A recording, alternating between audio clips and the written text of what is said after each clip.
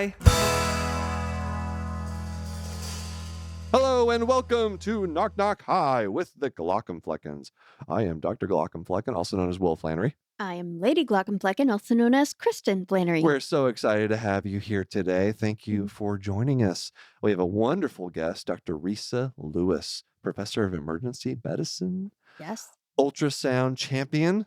that's right. Hocus. She's got like 3 Ivy League degrees. Yes, and she's also a physician healthcare designer, and she has helped redesign environments and around ICU and infectious disease units in Malawi, and she's just done a lot of stuff. Yeah, and now an author. Now an author. She's got a new book, Micro Skills. We're going to talk about that. She has a podcast. She does it all. She's a Renaissance woman. a lot of things. A lot of things. We try to get to all of them, as many as possible. And so and we just talk about ultrasound. Yeah, Ultrasound. and it's got you a little riled up. You're a little touchy. Little touchy. No, it's fine. For those who may not know, he has a long-standing internet vendetta against using ultrasound on the eyeball. It's not so much a vendetta as like, what are you doing? Why are you doing it?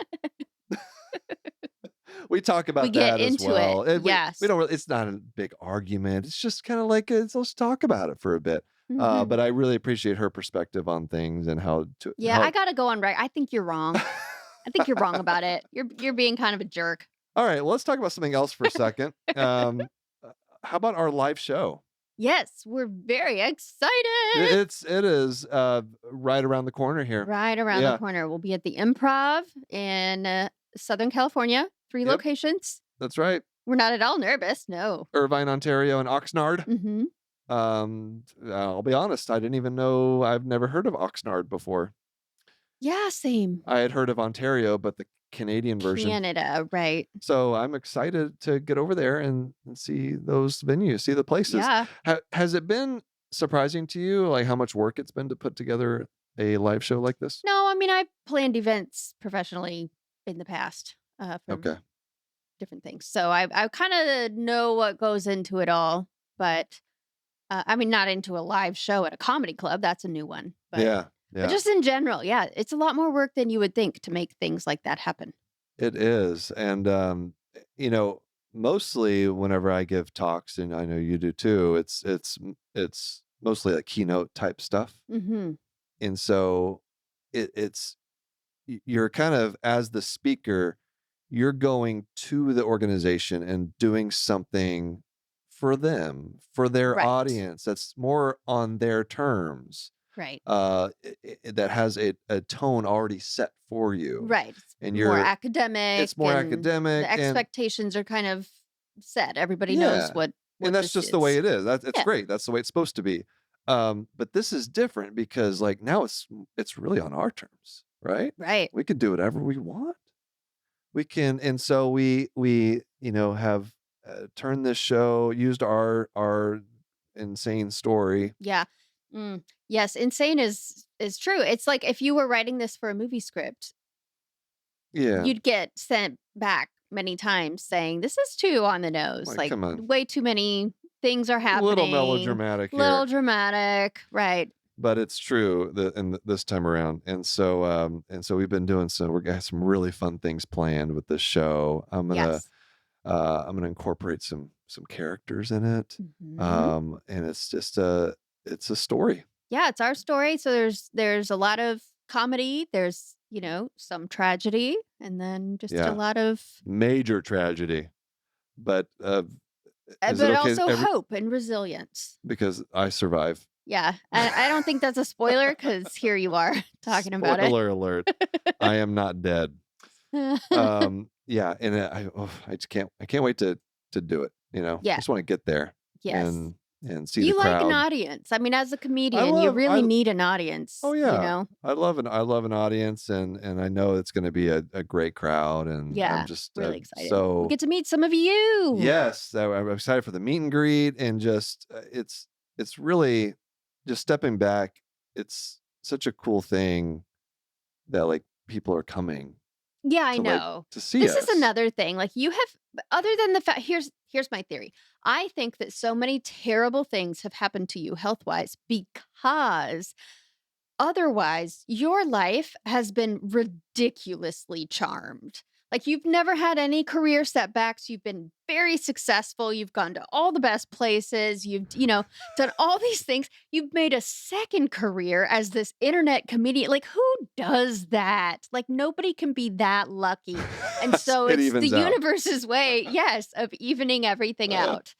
So we're going to tell Okay. all of that Yeah. at the live show, and we're excited. And if it goes well, Yes. then, hopefully Take it to other we'll, places. go on tour Absolutely. 2024. So And fingers crossed. and thank you all for the support. I've been thinking about that a lot just as this date for the live shows has come up. How lucky we are to have that kind of support from all of you listening, everybody on social media. Hmm. Like we can't do it without you guys. That's right. And so thank I you. can't laugh at all of his jokes all the time. Yes, So I thank you for someone being else there to has do to. that. She's heard them all right?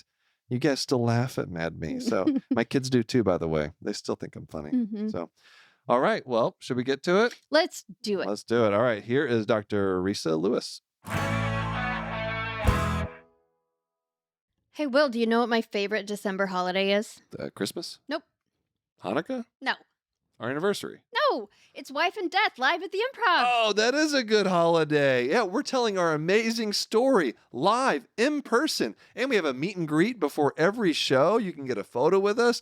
We'd love to meet you. December 9th, 10th, and 11th in Southern California. We'll be at the Improv in Irvine, Ontario, and Oxnard. You can buy tickets and check out dates, glaucomflecken.com/live. We also have a special offer for our Patreon members. That's right. All the Glock flock out there. Free meet and greet with your normal ticket. Just tell us your username and you're in. See you next month.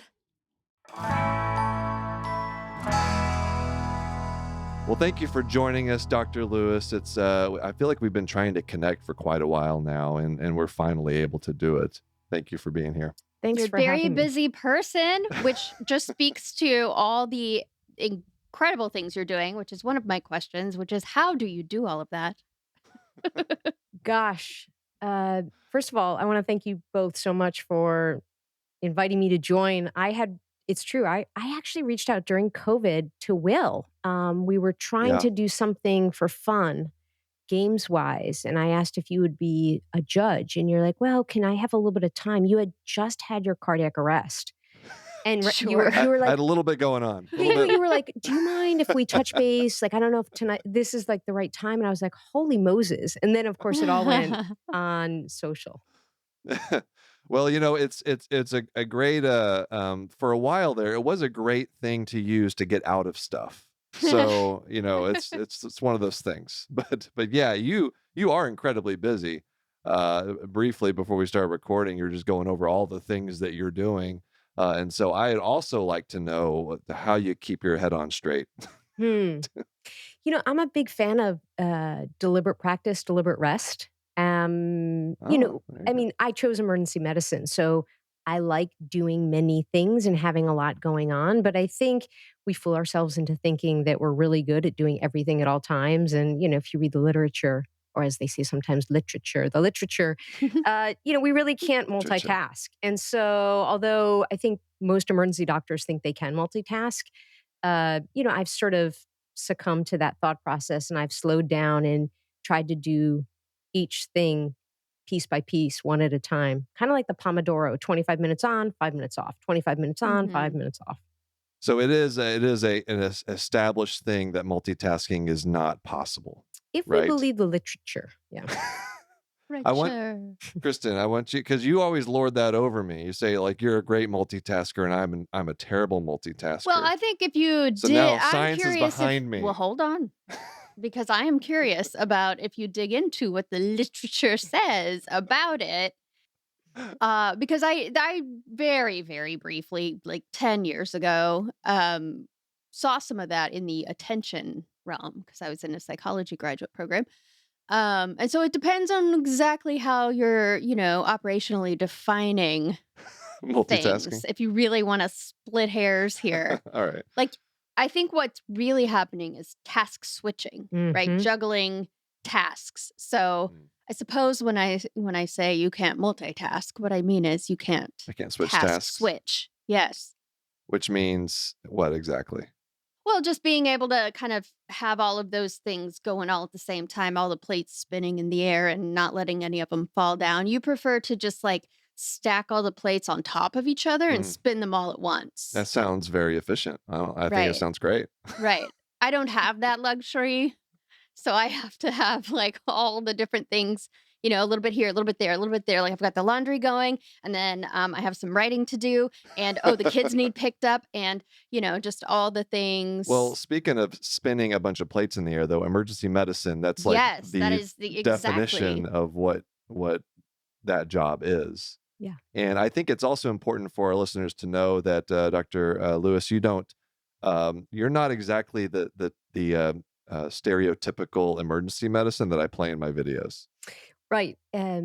I definitely have watched your videos and your character analysis of different specialties, but whenever I saw emergency medicine, I was like, that's not me. That's not me. And so, but I do think there are aspects that are credible. Definitely there's a Pacific Northwest injection. But Mm, yeah, Sure. I'm not walking around with my bike helmet. I don't bike to work, some of those outdoor sports. It is true, though, that when you speak with emergency physicians in general, like people have many things that they're doing, outside of their clinical practice. right. Yeah. Yeah, so maybe you're a different kind of adrenaline junkie. Hmm. Is that Hmm. what you think it Where do is? Maybe more of an academic adrenaline you junkie or a get your creative adrenaline adrenaline on junkie? reading peer-reviewed studies? Well, I definitely was brainwashed academic. I definitely Yeah. actually, yes. Yeah. And by the way, I so enjoy listening to the two of you and to your episodes. And Kristen, you nail it. Like you nail medicine, you nail medicalese, you speak medicalese, you have had to Thanks. translate medicalese. Yep. But you're right. I think probably I've been more of an adrenaline junkie via academics than maybe the sports. I can recognize that in you because that's how I am too. I'm more of an intellectual adrenaline junkie. I'm not so interested in hiking and biking and whatnot, but get me into something I'm really interested in reading or writing or thinking about, and it's hard to pull away. Maybe I'll have to have a spin-off character, Ooh. another rival, not rival, but colleague of emergency medicine, my Hmm. emergency medicine physician that's Perhaps female. obsessed with journal clubs. Or I don't know. or I think it's like this obsession with productivity. And Yeah. There you circling back go. to what you were saying about the plates, I see it as, patients get triaged as emergent, urgent, or non-urgent. And then when I go to a restaurant where there's an open kitchen, I watch them. And cooks are just like emergency docs. Like which Hmm. plates are up next, like what's boiling, what's not boiling, what can simmer slowly on the stove, sort of. Cooks are like emergency doctors. Yeah, I can see that. That's a really good analogy. Another aspect of your career that I find fascinating is the ultrasound. The old, so you've done you laugh because I think you know where I'm going with this. So you've given a TED Med talk about point of care ultrasound. It's a frequent topic of my comedy. So let's just get this out of the way now. How are we feeling about eyeball ultrasound these days? I had a feeling we would go there, and I'm so glad to have arrived with the two of you. I feel psychologically safe, so it's Okay, good. good, good. Truth be told, when I finished my emergency medicine training, I learned no ultrasound. There were no ultrasounds in the emergency department. That's speaks to when I graduated. I finished residency in 2001. However, there were three very important people who are still important to me who had used ultrasound, and it was generally in limited resource environments. One did a lot of global health in Africa, one trained in a county hospital in LA, and another had done disaster medicine in Kosovo. And so they used this thing called ultrasound, and they just seemed to be really clinically good. And, that's at the end of the day, emergency medicine is a clinical specialty and you want to be good. And so the opportunity came up to do a fellowship. And one of those mentors said to me, Resa Lewiss, ultrasound has never gone anywhere and it's not going to go anywhere. Why are you going to go do a fellowship in ultrasound? And it's the only time Oh I have wow. not listened to this mentor's friend's advice. And years later, he said to me, Resa Lewiss, I was wrong. Because within emergency medicine, as you probably know, Will, because the emergency doctors call you, they're like, the ultrasound is negative. You're like, I don't care. I don't know. So it became really hot. And, people started finding all these applications. You could argue that people were looking for applications, looking for a case report to do some sort of study using ultrasound. It is required for emergency resident doctors to learn it. And we usually are able to integrate it into our care so that when we do speak with our ophthalmologists, there's a little more information we can provide. And also, you know, most people that are reasonable know that there are limitations. Like, I don't think there's an expectation you're going to go to the OR based on my ultrasound. Maybe if I can share these images, or if it's an open globe and therefore you shouldn't be putting an ultrasound probe on that globe, that's different. Yeah.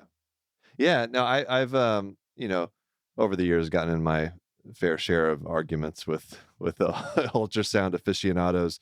And I've kind of come around on, I mean, honestly, What? well, not, I'm trying to be, I'm trying to be very diplomatic here.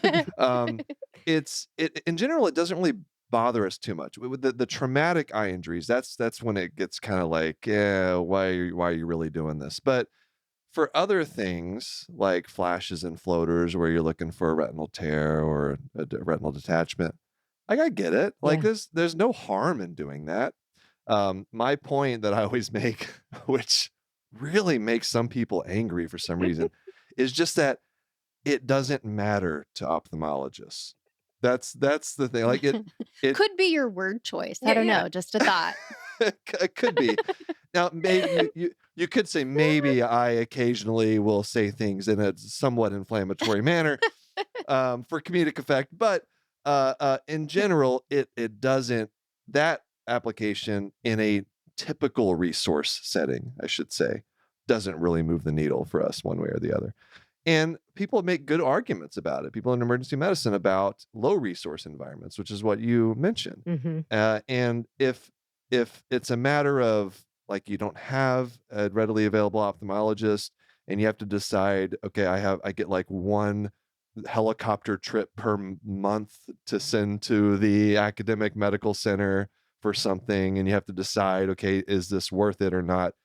Yeah, I Right. totally get it, Yeah, because I mean, to be frank, I don't know that emergency medicine clinicians really care if it does anything for you, the ophthalmologist, right? Like, if it helps them do their job better in some way and it does no harm to the patient, Right.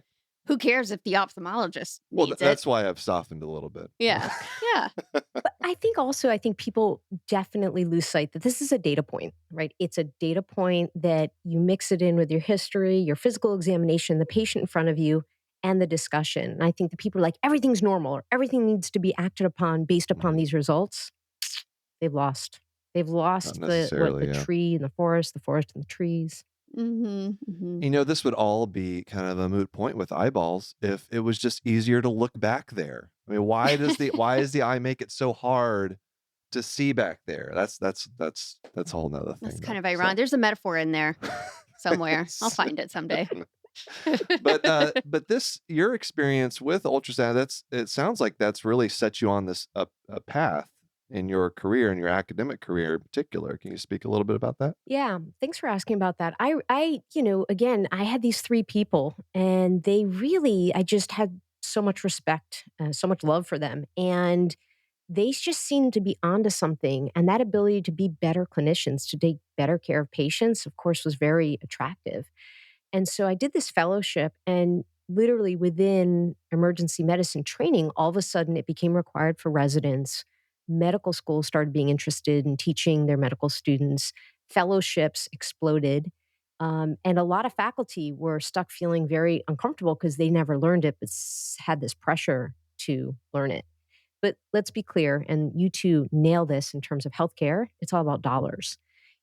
Leadership in hospitals, emergency department leaders became very enticed because it meant getting paid for a procedure. It's a billable procedure. That was never my impetus or my drive. And also, I think that is one of the reasons why it caught fire, so to speak, is it's a billable procedure. And, all the codes have been amended to do a focused ultrasound versus a complete ultrasound, et cetera. And yeah, I think within emergency medicine, I always say 80% of people identify as educators, 20% as researchers. I never identified as a researcher, although I've published research, but I'm not NIH, I'm not sitting in a lab. Mm-hmm. And it was a fantastic means to educate residents and again, all those levels of trainee, as well as nurses and, ultrasound guided IVs. Like there's been so many applications that really have prov- made us able to provide safer care with fewer negative outcomes and deaths, like with central line placement, as an example. And so it's amazing actually that uh, it's kind of striking that when you talked about when you first started training, there were no ultrasound machines in the emergency, and that was really not that long ago, No. right? And now, what is the? I guess give me a sense for what the workflow is like in a typical emergency department in incorporating ultrasound. Like, what is that? Is that like the go-to thing for most, I guess, internal medicine type concerns? It depends on with whom you speak. And I said it like that because I don't end my sentence in a preposition. With whom you speak. Very good. Well, looking at your background, I I can want see to make why. sure that we're all about grammar proper here. English here. I mean, very Absolutely. important. So no, it's all depends on with whom you speak, and also it depends on also the practice environment. If you're with a group of faculty that never learned it, then there's a lot of hesitancy and you don't see the machine pulled to the bedside or actually just brought to the bedside because, as you both know, you can plug it into an iPhone or the equivalent of an iPad or an Android equivalent. So there's the portability piece. And, in our lifetime, these machines, I used to push around this, I don't know how many pound GE that literally I have to put my whole body behind to move around to move to the patient's bedside. There was no room. And then it became laptop sized and now it's, pocket sized. So there are some of us that wouldn't practice, would never take a job in a department that doesn't have the ability to perform ultrasound. And there are some people that are just so resistant to changing, well, this is the way we've already practiced, that they don't practice. But without question, central line placement, peripheral IV placement in patients where it's hard to get an IV, people in cardiac arrest, like, so much of what we did was like, I feel a pulse, I don't feel a pulse. And then, if someone's in fine VFib or, fast AFib, you may not feel a pulse. And so the ability to see that heart is just game changing. And again, using it as a data point. So anybody, first of all, every resident who graduates from an emergency medicine residency must be credentialed, must have completed a set of ultrasound competency examinations. So that's in this country. And anybody who has trained within the last decade, I think would not take a job if ultrasound wasn't present in the department. Mm-hmm. Oh, interesting. So for the non-medical among us, can you break it down? I mean, you're a healthcare designer, so I'm sure you think in terms of problems and solutions. Yeah. So why is ultrasound such a big deal? Why do people get so passionate about these arguments on Twitter? Yeah. How is this a whole I mean, it's been, through most of your career that you've been doing, ultrasound in some way or another, focusing on ultrasound. So for the people who are not in medicine, why is this such a big deal? What problem is it solving? Yeah. Great question. Great design question. Thank Approaching with you. curiosity as we are. And by the way, the two of you could be health designers with the way, like, Kristen, if I could just bring up the example of when you were in the hospital with Will and you were trying to make a phone call, but you couldn't because you were in radiology and you couldn't I've get got a signal. lot of healthcare design things Yeah. to say about that experience. 100%. Yep, I sure do. You have a lot of and that's, I think, and as you both know, I tie my experience with ultrasound to design. Like the reason I have a sense of how to think about whether it's a device, a workflow, fill in the blank, it's because of seeing these changes in ultrasound. So quite simply, ultrasound just gives you that data point, like I said, but you can see things that otherwise you were just looking for indirect methods. So if you're trying to see if someone has a pulse, you would feel. Whereas if you have ultrasound, you could actually see the heart beating. So it's a visualization and it's very compelling when you have that aha moment. Take a woman who's pregnant, first trimester, and is bleeding. And the question is she bleeding because it's normal bleeding? Is she bleeding because she's having a miscarriage? Or is she bleeding because that pregnancy is in her tube and not in the uterus? Ultrasound lets us look to see just a very focused question. Yes, no, is the pregnancy in the uterus? Now, if there are fertility meds, that kind of adds a bit of a addition to what we must consider. But like there are just, it's the simplicity and the direct way to be able to answer focused questions, and to make better decisions, because not everything is an emergency. Not everything needs to be done right away. Not everybody needs to go to the operating room, but it helps you say, can this patient go home and go back to the doctor tomorrow? Does this patient need to go to the operating room right away? Do I need to call the specialist? Or, you know what? We're all reassured. It Right. just provides this data and this reassurance. Um, but quite simply, there are images that allow you to see things that before you were not seeing directly. Right. So it's just a way to get a clearer picture, literally and figuratively, of what's going on with that patient. And is it relatively cheap compared to other kinds of technology, or where does it fall for there? Is that another reason it's used so much? Like, why ultrasound over other types Back in the of day, imaging? ultrasound machines ranged in, now again, depends all these different specifics, but we'll say 50 to $100,000. Nowadays, if you get one of these more handheld portable, it goes down to less than $20,000, some in the $5,000 range. And again, all different companies, all different uses, but it's much more affordable. And as it's gotten smaller, more affordable, pluggable into your phone, people talk about getting their own home devices. And in fact, we're seeing it. This is, in our lifetime, we've seen these machines being only in the Department of Radiology parked, literally because they're so big and heavy, to now being sent to patients at home to do home monitoring of fluid in the lungs. You're asking Will about internal medicine. Whoa. So congestive heart failure, they have patients doing their own home monitoring and looking at their lungs. There are case reports from COVID where COVID patients were noting their progression of their lung findings using ultrasound. And we recently did a study to see if people with no familiarity with ultrasound, no familiarity with teleguidance, could you or will teleguide, if you were trained, you could teleguide someone with no experience where to put the probe, how to position it. Oh, look, I can get the picture on the screen, and therefore answer some questions. So I think it's just a matter of time before we see ultrasound at kiosks in an airport or in a drugstore, Mm. or patients are sent one from their doctor's office, just like you're sent other like home tests, and they don't need to do it, but they'll be guided teleguidance wise to do it. Interesting. And I wonder how Yeah. AI will interact with that. I could envision a future where you can do your own ultrasound at home and AI can interpret results for you, and with your doctor there to provide that human check. I don't know. Do you think that's where it's headed? Well, so this is why you speak medical and medical, because yes, some of these companies have AI integrated. So one application is to evaluate the heart, and it'll stay red until you manipulate the probe enough on your chest, up, down, right, left, rotate, clockwise, counterclockwise. And when you hit it, it'll go green. Like the outline of the heart will go green on the screen, which means stay right there. And now that uh, ultrasound machine can automatically calculate, for example, what percent of blood is being pumped out to the body, and is it Wow. a normal percent that we call it the ejection fraction, or is it a Mhm. decreased? And so AI is already integrated with some of these companies' machines.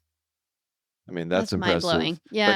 but can it measure the amount of aqueous humor production? I mean, I that remains to be it seen. I remains don't to be know. You seen. won't let them find out I'll because you I'll won't let them ultrasound the eyeball. I'll be impressed if that ever happens.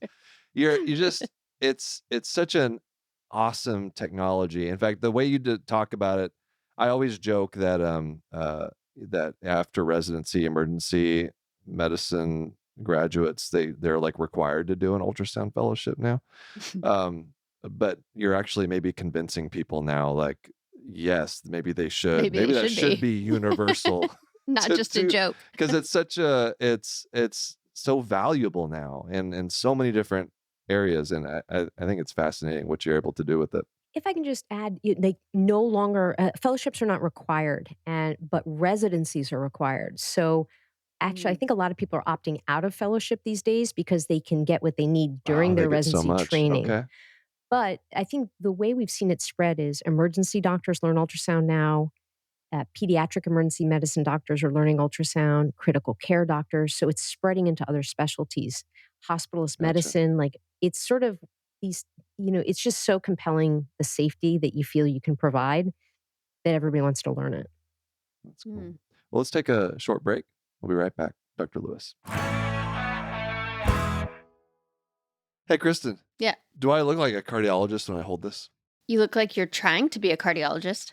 Oh, because I'm an ophthalmologist. Well, and just like, what are you even doing with your hands there? I feel like a cardiologist. Yeah. Though, and that's the most important thing because of the stethoscope. Yeah. This is so cool. The tool of the trade. It's an Echo Core 500 digital stethoscope with 3-lead ECG. It even makes an ophthalmologist feel like a cardiologist. That's saying something. Right? And it's got 40 times noise amplification, noise cancellation, 3 audio filter modes, and a full color display. Yeah, it's bananas. It's what stethoscope has all of that? I know. We live in the future. No, just the Echo Core 500. That's right. That's it. And you can also record, review, save, share, all the things you're listening to. That's right. It's great for teaching. It's great for just learning yourself. And also, we have a special offer for our U.S. listeners. Visit echohealth.com/KKH and use code KNOCK50 to experience Echo's Core 500 digital stethoscope technology. That's EKOHealth/KKH and use KNOCK50 to get a 75-day risk-free trial and a free case and free shipping with this exclusive offer. All right, we are back with Dr. Resa Lewiss, and I want to talk now about your new book. But actually, first, it's the book's called Micro Skills: Small Actions, Big Impact. What are micro skills? Can you first tell us that? What are micro skills? So, because you two both speak medical, you'll understand it. It kind of comes from the fact my co-author, Adara Landry, who's also an emergency medicine physician, she practices in Boston. We started talking about how to be better at work and that there are ways to be better at work, but no one sort of told us how. Like we felt like if we were to make a sports reference, there's a playbook and we wish someone had given us this playbook. And if someone says you need to be a polished speaker, you're like, great. And then you're like, I have no idea how to do that. So we thought about breaking things down into small, digestible steps that build upon each other. And so medically speaking, when you're taught to suture, to stitch someone up if they have a cut, first there's all these steps. You're supposed to confirm their name and their date of birth. You're supposed to, wash your hands. You're supposed to, clean the wound, anesthetize the wound, irrigate the wound, then suture. Like there's all these steps. And so small, digestible steps that then build upon each other and then they become rote routine. And then you can actually apply those step by step when you're, I don't know, basting your turkey for Thanksgiving, something like that. Like you're like, oh, I can apply these. So they're just, eventually they are small steps that lead to the ability to accomplish greater goals. And then they spread out because you're like, oh, I know how to stitch. So now I can do fill in the blank. Or no, now I know how to speak. So I know how to speak in front of a large audience, but now I can have a one-on-one conversation with, a colleague at work. There's just how they can translate. These skills can translate. Oh. That's interesting. It reminds me of some work I had done in the past, but not in the medical field, for high school students who were learning how to do university level research through a summer residency program. And I was involved in teaching them like a lab class, essentially, at night about how to be successful in a research lab. And that was one of the things that we developed, was kind of this curriculum around, we called it invisible systems, right? And it's what you're talking about, all these things that you're supposed to know, are expected of you, but no one ever actually sits down and explains it, and breaks it down for you in an explicit way. 100%. Yeah. So that's very cool. I love this idea for a book. And I think who do you think it would be? Is it just for people in the medical field, or is it relevant for everybody? So we intentionally wrote a book that is not just for women and not just for healthcare, that it's really the category that the publishers tell us is business self-help. So it's literally like every industry. And we did a lot of beta testing, beta readers who said, oh, this would have helped me. So we Yeah. really think it's going to land well with early career professionals. And when I say professional, I'm not saying like lawyers, doctors, business people. I'm just saying someone who's entering the workforce, early Mhm. career. Yeah. But we've had people who are firmly mid-career or even late career who are like, wow, I just learned some things. Or commonly we hear, I wish I had read this sooner, or I wish I had read this when Mhm. I first started out. So we're saying like 18 to maybe 40, but certainly even older is going to, they'll get something. And if Yeah. anything, Adair and I have injected, I said that word on purpose, a physician, that no, that we put in like little vignettes that are from our own experience, mostly in emergency medicine, but not solely. But to kind of, you two probably have this when you go to a dinner party. Everybody likes doctor stories. Yes, and I'm sure Mhm. you have plenty. So, I mean, you did the TED Med thing, by the way, which probably taught you a lot about storytelling and what goes into creating a story. Yeah, I think, as I said, I was brainwashed academic. I definitely did the bullet points, like quote the literature, and just like Mhm. there was not a lot of Risa in there. And sometimes Risa speaks about Risa in Yeah. third person. And then, when when I was asked to participate in TED Med, I mean, they gave you a storyteller, they gave you a team to help you. Yeah. And it was very much about telling stories, and it was not completely comfortable. Like, I don't know how you two are about telling your story. Now you might be, I don't know, but it was pretty uncomfortable. And there's this element of HIPAA and privacy and Right. confidentiality. Like, what can I say? What can I not Mhm. say? But I saw the power of those stories when I gave that TED Med talk. And just the extent to which people related. And I mean, I don't even know why I was so slow on the uptake with that. It's so obvious. Like, we like reading, we like stories. Why? Hmm. Right. But ever since then, I've never gone back. I've never not utilized stories in my writing or in my speaking. Mhm. And as an emergency physician, I mean, you actually shared with us a few stories that you have from your career. And one of them I have to ask you about that has to do with Shrek.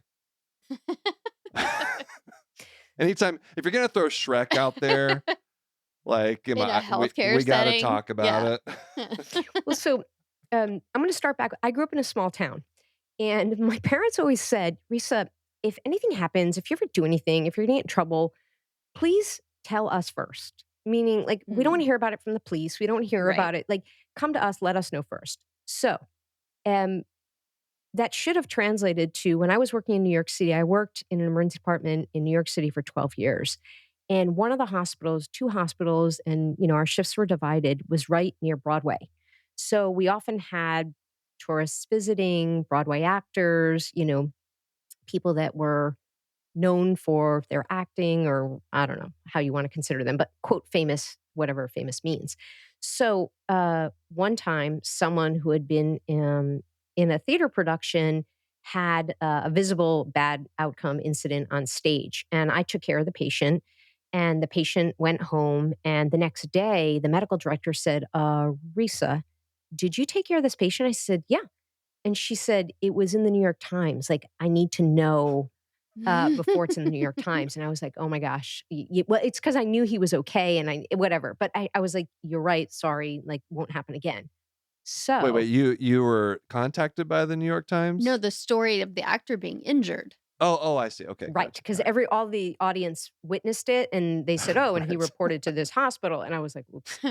So next time I had someone Broadway. So this patient came in, and he had not had an incident while on stage at work, but didn't feel well, came in.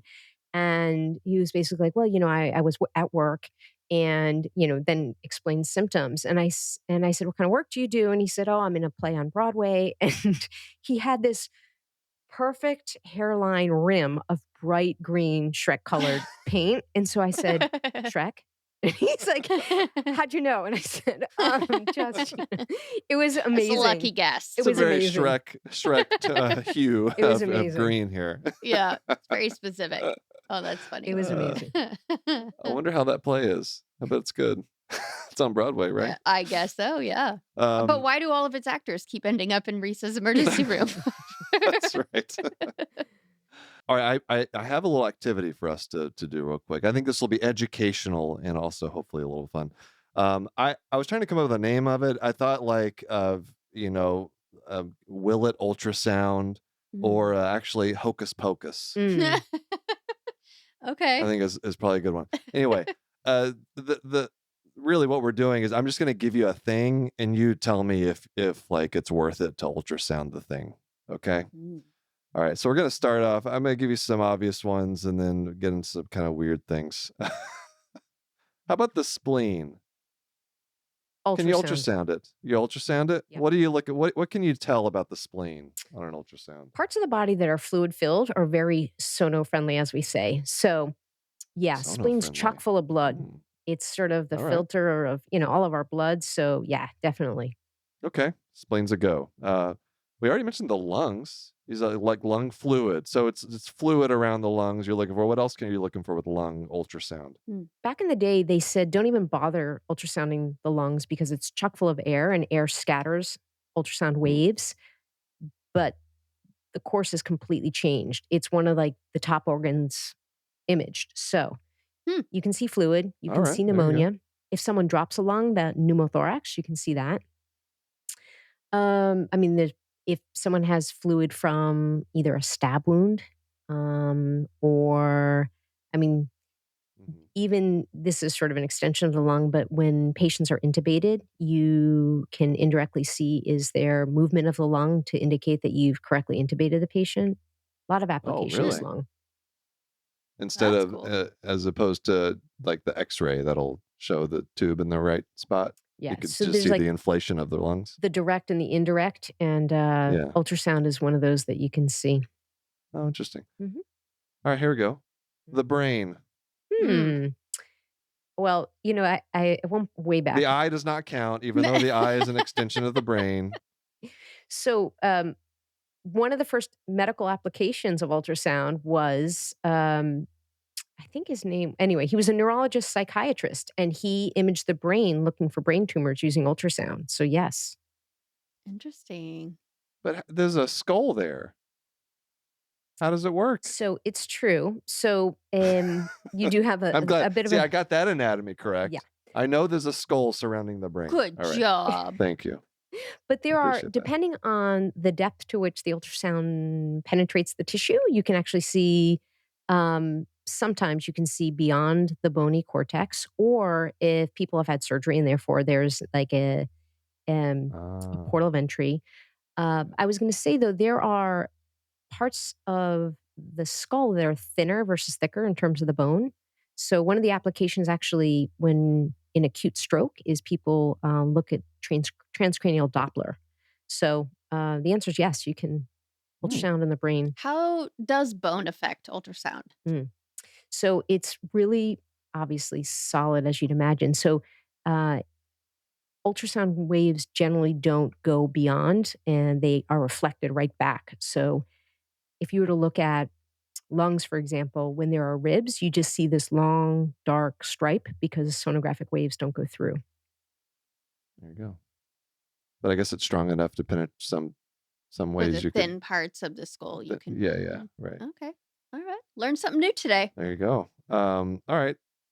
How about kidneys? I'm Mm, sure you can ultrasound kidneys. big time. Yes, It's a common one. They have a lot of fluid in there, right? that's right. That's right. I would They think. they do. Absolutely. You're right about that one. All right, It's let's do because they make urine. See, is what I was I get you. thinking. I Yeah. got you on that one. What about like joints? Like now I'm just like kind of curious. Like ankles and like Oh. knees. Like do you guys ultrasound those in the emergency for any particular reason? Will we ultrasound virtually everything, like everything. So big time, It's like yes. it's Knees, like why ankles, are you even asking? It's a any Yes. yes. any joint that might have fluid accumulated. Actually, you were asking about like bone. Because there's often motivation to avoid x-rays in kids because they're growing and the radiation of x-rays or CT scans, you can Yeah. even look to see if there's a break in the cortex suggestive of a fracture. Hmm. So there are a lot of applications of bones and joints with Wow. Okay. musculoskeletal ultrasound is a whole thing. It's a thing. Okay. Gotcha. It's like you could do another. There's always ways to incorporate new fellowships into medicine. Mm-hmm. That's a wonderful thing. Mm-hmm. You do sub fellowships. All right. How about the stomach? Why would you ultrasound the stomach, Dr. Lewiss? Great question. Great question. So, we actually wrote a case report about using ultrasound to confirm the NG, the nasogastric tube, as opposed to an X-ray or listening, with the pushing Mm. air into the stomach. That's one. This is the exiting the stomach, but in children, looking for pyloric stenosis is a big thing as you're exiting the stomach. There have been studies in anesthesia because you know how pre-op you're supposed to have an empty stomach, be quote NPO, nothing by mouth after a certain amount of time, so you can see whether or not there's any fluid. Because in theory, you should not see um, uh, the stomach is either collapsed because it's muscular or it's full of air. But if it has liquid in it, then that means maybe the patient hasn't been NPO the way they're supposed to be pre-op. Mm. Finally, it's there have been studies looking at like looking for foreign bodies like watch batteries and other Yeah. things. Toxicologists have really wanted to look at it to see if you're looking at pills that have been ingested and is it worth trying to flush out the stomach, stuff like that. That's kind of old school to even try to irrigate in that way. Usually they kind of just have you drink something to push it all through. Right. And how about the other end? How about the rectum? This is a good one. So, transrectal The logistics ultrasound of that is a whole thing. Yeah. And in fact, they do Yep. ultrasounds to look at the prostate in men. It's definitely not an emergency medicine application, although the one application I can see for sure is we see a lot of rectal and perirectal abscesses. So you wouldn't use a rectal probe, but you could use a linear high frequency, probe to look to see if there's a collection of pus. There you That's go. just Where would you put the ultrasound probe in that situation?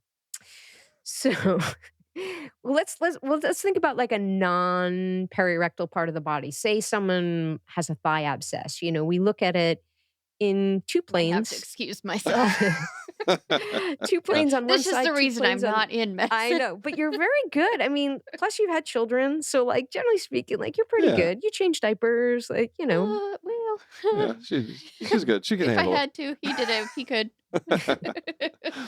Anyway, keep going. I'm sorry. No, but the Ooh, deep goal when breath. you're trying to assess for an abscess, you're trying to look at the area in two planes, so usually at 90 degrees to another. And ideally, you can compare it to an unaffected side. So if someone has an abscess or what looks like an abscess on one butt cheek, you can look at it in the two planes and then look at the unaffected side in two planes to see if one looks similar or different from the other. Abscessed butt cheek does not sound comfortable. That sounds very uncomfortable. All right, and let me last one here. I just want you to tell me, like, what is one of the most creative uses of ultrasound that you've seen done or that you've personally done? Ooh, good question. Great question. She pauses. I put you on the spot. No, it's okay. I'm comfortable. I feel safe. I told you I feel safe. So Creative. I'm going to first, this is sort of a generic and then I can be specific, but generically speaking, ultrasound guided nerve blocks have completely changed the way we take care of patients and relieve their pain. So elderly patients that don't tolerate morphine or Dilaudid very well, you can now say a patient comes in with a hip fracture, you can give them a nerve block, which bathes the nerve with anesthetic and analgesic and makes their broken bone, that area numb. And they, number one, you don't have all the side effects of making them having problems with breathing or low blood pressure or, being mentally out of it. And you completely take care of their pain. So I think that's just like a really positive aspect of ultrasound. And, all the conscious sedation that many of us learned. Actually, when I trained, we didn't do conscious sedation. Then all of a sudden, conscious sedation became the most common thing in the world. And now people realize that it's very resource intensive and time intensive and et cetera. that nerve blocks, I think, are going to change our need to have to do conscious sedation in very, very good ways. Hmm, that's Um, cool. Yeah. I've had one nerve block before, and I was a big fan. what part of the body? It was when I was having our first child. So I think I had an epidural and a nerve block, and I can't remember why I had both, but I know it was 20 hours after being induced with Pitocin, and it just I was out of everything I Yeah. had. I had given it my all, and I needed some rest, and so they gave me those 2 things. Yeah. It worked. Did. I took a nap immediately, and then I think, I don't know, like an hour later, she was born or something like Yeah. that. It was It was quick. nuts. Anyway, yeah, big fan. Yeah. The one specific, this isn't the most unique. In fact, this is one of the most common applications taught. And, I don't know if this happens to you, Will, but you're like, I'm sure, what I do doesn't make a difference. Or do I really believe this? I don't know, dilating the eye, looking the back. But sometimes you're like, is ultrasound really like that amazing? And I'll never forget this case in the emergency department. And I'll tell you the case. And then I kind of after the fact, I was like, wow, ultrasound really does make a difference. And then I was having this internal dialogue. I'm like, Resa, you've been doing this your whole academic career. You're not sure. Like, it's just like, no, but like, it just continues to wow me and astound me. And the amazing thing about this case is it was witnessed by one of the residents. And years later, she brought up to me, she said, Resa, I'll never forget the time that we had that patient in New York City when blah, blah, blah, blah. I was like, oh, you witnessed that. I'm like, I'm so glad I had a witness to that case because everything changed. So elderly man, very hard of hearing, came in. He had passed out. And supposedly for a week, he had had crampy abdominal pain. So crampy stomach ache. And his doctor had said, oh, you have gastroenteritis, which is kind of like for you, Will. Everybody has a corneal abrasion. Like, whenever people have stomach pain, like it's just like it must be this. Maculo. Maculopapular rash. Yeah, Yeah, that That's one. that's the Yeah, dermatology it's just like equivalent. Yeah. like everybody has gastroenteritis, even though they're Yeah. not vomiting or having diarrhea, but it's gastroenteritis. I'm like, that can't Right. be. Anyway, he had passed out, his blood pressure was low, and he was hard of hearing. And so we met him in the trauma resuscitation room, and they were like, all right, let's get him to CT, which means, bring him over outside the emergency department to get image because it must have been, the thought was because he wasn't responding that he must have hit his head or something with his brain. And I realized that he was hard of hearing, and that's why he wasn't responding because, everybody's like screaming 20 things around the room, but also screaming things at the patient. And as you get older, and if you're hard of hearing, you just you don't process the same way. Plus, it's a stressful environment for many people. And I don't know why, but maybe because I'm an ultrasound person, I put the probe over his aorta, which is the big artery that, goes down from the heart to the legs and brings blood to the body. And he had what is called an aortic aneurysm. So the big artery was ballooned out and it was so big that it had burst and he was bleeding into his abdomen. So that's why his blood pressure was low. That's why he had passed out. Because a lot of times when people pass out, everybody thinks it's the brain and it's in the head. And that was probably also that 1 week of crampy abdominal pain that he had. It wasn't Yeah. gastroenteritis. So I basically said, stop. He's not going to CAT scan. And I called the vascular surgeon. And certain colleagues that will listen and will come and versus be like, I don't know you. I'm not going to do that. Did you Mhm. get the CT? But I knew him and I knew that it was one of the one of the consultants that didn't mind coming to the emergency department because as we know, a lot of consultants don't like coming to the emergency department. I said to him, She's talking about you. Oh no, not me. no, just Not me. I get it. I I'll go. totally I'm get just it. scared. I'm just scared of it. That's all. And Okay. he came down and I also, because I was so sure of what was happening with this patient that I called the OR and I said, we're going to need an operating room. And I talked to anesthesia and he came down and he was someone that knew that we used ultrasound and kind of respected it as part of our practice as a data point. And he said to me, can you show me? And so live, I put the probe on the patient's abdomen, showed it, and he said, okay, let's go. We're taking him to the OR. There And you he go. went to the OR, he Wow. lived, and he walked out. And it was one of those, like these things happen. Like for all those stories, there are plenty of stories that don't go like this. But it was Mhm. one of those, it is actually one of the main applications. It's not a special or unique or case report type application of ultrasound, but I'm like, wow, it really does make a difference and can save lives. That's so Yeah, cool. that And is cool. Well, before we let you go, I have to ask about what is probably the most famous use case or use of ultrasound in these particular kinds of ways. Now, this was before it was all portable, I think, so it was a bigger deal. But uh, Tom Cruise and Katie Holmes, when they were pregnant with their daughter, I don't know why I remember this from it's like I have who no knows how idea where long you're going ago. with this. But they got there was because it was like a big deal. They kind of people were poking fun at them because they got an ultrasound machine or whatever it was at the time and purchased it for their home so that they could ultrasound their baby anytime they wanted to see Yeah. it, I guess.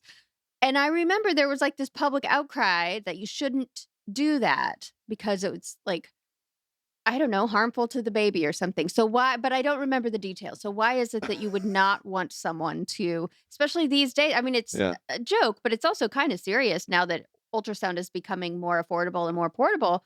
Should people be doing this in their home, Yeah. pregnancy or otherwise, just on their own? Yeah. Yeah. So I remember when that was in the news, I didn't do a deep dive into the details. And also, I think that was sort of a situation where they could afford, and perhaps I don't know Hmm. how they managed to get it in the home. And I could be wrong with that, but that may have even been a 3D ultrasound, which is not what we do in the emergency department, but there are Mm, 3D. So you could really see the full structure. right. So, I think their thought probably was we'll do this so that we can have ongoing monitoring. We can look at any time to make sure there's movement and look at the heartbeat, et cetera, et cetera. And I think it was probably, well intentioned to be a part of seeing the ongoing growth in the uterus. But I think, ultrasound could be the example, but we could talk about any device. And, at what point is it something that's for medical use only versus, you know, Hmm. uh, purchasable and usable in the home? And I think when there's hesitancy or pushback, it's like, well, will people know what they are interpreting? And Hmm. I don't know what the ophthalmological equivalent would be, but we have a lot of people that come in and they sort of have been taking their blood pressure at home over and over and over and over again. And they have a full list of all their readings. Now they're doing the right thing. They're told to take their readings, but then we come and we do it at triage and the reading is very different. Maybe rather than really, really high, it's actually normal. Rather than really, really low, it's really, really high. And so I think sometimes it's you can obtain the measurement, but you know how to integrate it or understand it or interpret it. And I think when there's hesitancy with some of these devices, there's concern about how it's going to be interpreted. And, Yeah. one could That's a guess. that's a deep cut. Right. It is a deep cut. Tom Cruise, Katie Holmes. There you go. You pulled that one out. Yeah, that's All impressive. this talk of portable ultrasound, that's what it That's made me true. think of. And I think when Well, he had it, it wasn't even that portable because it was Right. it was it's years a ago. massive thing. Yeah. Right. Yeah. Right. That was part of why it was in the news, is because it was just so ridiculous that a person would have one of these in their home. It's like Right. a Like, nine Hollywood it's celebrities like a being weird. 1960s era computer, Yeah. Right. Takes up a whole room. Well, Dr. Lewis, thank you so much for joining us. Let's go over your book again before you go. You go ahead and tell us where people can find it, when, what's it called, all the things. Yeah, I really appreciate that shout out. So it's launching in April of 2024, being published by HarperCollins. Wrote it with co-author Adara Landry. It's available for pre-order now, Amazon, bookshop.org. You can take a look at it in Goodreads. We'll be in all the outlets where you order your books, and it's called Microskills. Awesome. Well, and you also have a podcast, Visible Voices. Yeah, which And you two are going to yeah, guest star on. It's I know yeah, we're Right. we're trying to make that happen, and we will eventually at some point. yeah, When yeah, we get Schedules it. no, are always tricky, but yeah. So it's Visible coming. Voices is it was a pandemic era project, and just like you two probably enjoy these conversations. I just love the conversations. Cover topics of healthcare, equity, and current trends. And the goal is to amplify people that are doing amazing things, that are subject matter experts, but maybe even aren't recognized as subject matter experts. And some are, and some aren't. And just trying to have good quality content with good people. Well, I'd love to Very come cool. on and talk about dressing up as different specialties and recording myself alone in my I'm sure bedroom. there's a large audience for that topic. Well, again, it's a pleasure to finally get a chance to talk with you. Same. And yeah, We'll see you later. Great. Thanks so much. All right, let's take a look at a medical story that was sent in by a listener. So we have a story from Laura. Laura says, I'm a medical physics resident working at a radiotherapy department in Denmark, and this story was told to me by a colleague a while back. The patient had to undergo radiotherapy for cancer treatment. This meant coming into the clinic every day for 6 weeks to get a small bit of radiation. So every day you got to go in, get a little radiation, come back the next day, get a little radiation. This lets us slowly fry the cancer while giving all the surrounding healthy tissue time to heal in between treatments. The patient had been told that it was really important that they show up every day for their treatment. A week or two passed and all was going well. Then one day, when the patient showed up for treatment, they seemed a bit off, disoriented, like they didn't recognize the place, or they didn't know the staff or who had been treating them. Didn't know their history, didn't really understand what was happening. Luckily, the treating radiographer was alert to this and asked the patient for their name and social insurance number before starting treatment, as is standard protocol. It turned out that the patient had sent their twin to the clinic that day because they couldn't make their appointment. Apparently, they thought the treatment would work as long as someone, no matter who, came in and laid under the radiation beam every day. I mean, if they're twins, I guess you assume they're interchangeable. This goes to show how important educating the patient is and making sure that everyone's on the same page, especially as medical technology gets complex. And that's wow. Yeah. That is a good sibling, though. It really is. That's above and beyond the Call of Duty, even for a twin. I can't make my cancer radiology appointment. Can you go and get radiation for me? It's not the correct thing to do, but it's very thoughtful. It's very thoughtful. A high degree of loyalty and commitment. Yeah, that's great. I mean, maybe don't do pathologically so. Don't do it, but it's a great. Also, Laura says that she wants to give a shout out to all the technical staff in medicine out there who make sure the patients get treated and diagnosed safely every day. So shout out. And shout out to Laura, who it sounds like is hanging out in Scandinavia. All right. Send us your stories. We want to hear them. knockknockhi@human-content.com. What a wonderful conversation.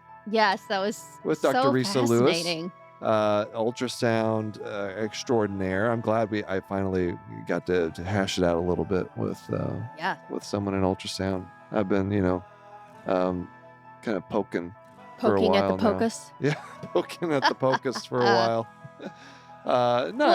Some people don't even know what that means, probably, right? Like, do all medical professionals know what that means, or is that a specific point of care ultrasound? Yeah, I think all medical professionals are aware of it. Okay, but non-medical people have no idea what you're talking about. That just means the patient comes in and like one of the first things you do after like talking to them, figuring out what's going on, is you take that portable ultrasound, you just put it on the patient and try to see what's going on. So it's like just what we were talking about the whole time. Yeah, it's like, there's point of care other things as well. There's point of care glucose checks. There's point of care other things. Well, there's point of care ultrasound. So it's like right when you come in, when you see the doctor, you're getting that ultrasound to see what's going on. So fascinating. Really cool. Interesting stuff. And such a great idea for a book. Like somebody finally has come along and tell you all the things that nobody tells you. Yeah. Check that out. And tell us what you think about eyeball ultrasound. I'd love to hear your thoughts. Or anything about ultrasound, or anything about anything else, I guess. It doesn't have to I'm curious what the other ophthalmologists think about eyeball ultrasound, because they have been suspiciously quiet online when you get yourself in these arguments. I think I'm just the loudest one. And all the rest of them have better things to do with their life and their time than get into Twitter arguments. Twitter arguments are the most soul-sucking thing you can do on social media because it's never worthwhile, and then after or even during, you just feel bad. Like, this isn't real life. Like, I have things to do to make myself a better person. So what do you think this says about you? Not anything good. Not anything good. I'm just as much of a part of the problem that I'm speaking of here. But let's not, this is not a referendum on my mental health. All right. So there are lots of ways to hit us up. You can email us, knockknockhi@human-content.com. You can hang out with us on social media. We're on all the platforms. Check us out. Also, I'm just screwing this up. Hang out with us and our Human Content Podcast family on Instagram and TikTok @Human Content Pods. Thank you to all the wonderful listeners leaving feedback and reviews. We'd love to see those. If you subscribe and comment on your favorite podcasting app or on YouTube, we can give you a shout out. Like Meeson85 on Apple said, thanks. Just came off a brutal pediatric emergency medicine shift and literally brought to tears by your soapbox about ED consultant calls. Aww. Thank you. We try so hard. You do. Well, I would like to give nice. Meeson85 a hug because it sounds like they had a very difficult day, and I hope their day is going better. Yes, I hope so too. And thank you for that, Meeson85. Full video episodes are up every week on YouTube on my channel @Glaucomfleckens. We also have a Patreon, lots of fun perks, bonus episodes where we react to medical shows and movies, hang out with other people that like being in the Knock Knock Hi community or Knock Knock I community. And share your opinion about, what we're up to and where you want to see it go. You also get early ad-free episode access, interactive Q&A live stream events, and much more. Patreon.com/Glaucomfleckens or go to our website, glaucomfleckens.com. Speaking of Patreon community perks, new member shout out to Ruth H. Hello, Ruth. How you doing? Shout out, as always, to the Jonathans. We have Patrick, Lucia C, Sharon S, Omar, Edward K, Stephen G, Jonathan F, Marion W, Mr. Granddaddy, Caitlin C, Brianna L, Dr. J, Ross Fox, Chaver W, Leah D, K L, Rachel L, Ann P, Keith G, JJ H, Abby H, Derek N, Jonathan A, Mark, Mary H, Susanna F, and Pink Macho. I did it all in one breath. Yeah, and you ended with a flourish. I crushed that. Yeah, way to go. Good job. It's just a good collection of names. It just rolls off the tongue. I love ending it with Pink Macho. That really is the best. It's an exclamation point at the Please end of it. never cancel your subscription, Pink Macho. We'll keep saying it anyway. We need you, all right? Patreon roulette. Random shout out to someone on the emergency medicine tier. We have Kelly B. Thank you, Kelly B, for being a patron. And thank you all for listening. We're your hosts, Will and Kristen Flannery, also known as the Glaucomfleckens. Special thanks to our guest, Dr. Resa Lewiss. Our executive producers are Will Flannery, Kristen Flannery, Aaron Courtney, Rob Goldman, and Shanti Brooke. Our editor and engineer is Jason Portiza. Our music is by Omer Benzvi. Yes, I know I said Rob correctly. Right. All right, you're welcome, Rob. To learn about our Knock Knock Hi's program disclaimer and ethics policy, I just like such vitriol. Well, it's I should be saying his name correctly. I don't know why.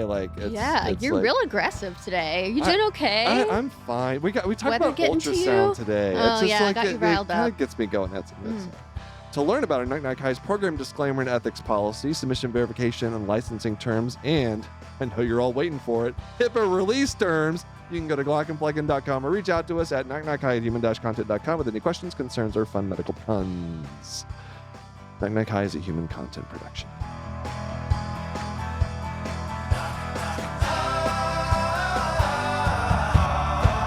Knock, knock, goodbye.